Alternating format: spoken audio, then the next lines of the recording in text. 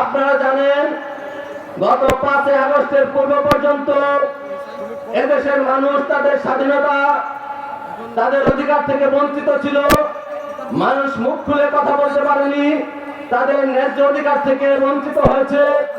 5 August যারা শাহাদাত বরণ করে আমাদের মুক্তভাবে কথা বলার সুযোগ করে দিয়েছেন, এদেশের মানুষকে তাদের অধিকার আদায়ের সুযোগ করে দিয়েছেন, আমরা তাদের শ্রদ্ধাভাবে স্মরণ করছি।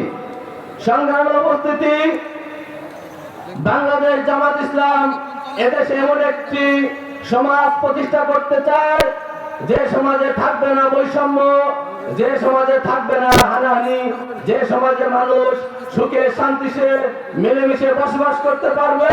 আমরা সেরকম একটি সোনালী সমাজ গড়ে তুলতে চাই।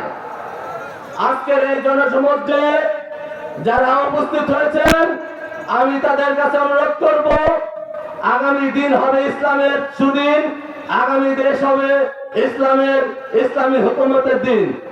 এজন্য আমাদেরকে আমাদের প্রত্যন্ত অঞ্চলে আমাদের জনগণের সাথে মিশে জনগণকে ইসলামের পক্ষে আনতে হবে, মানুষকে ইসলামের সুশাসনের পতাকা তলে আনতে হবে।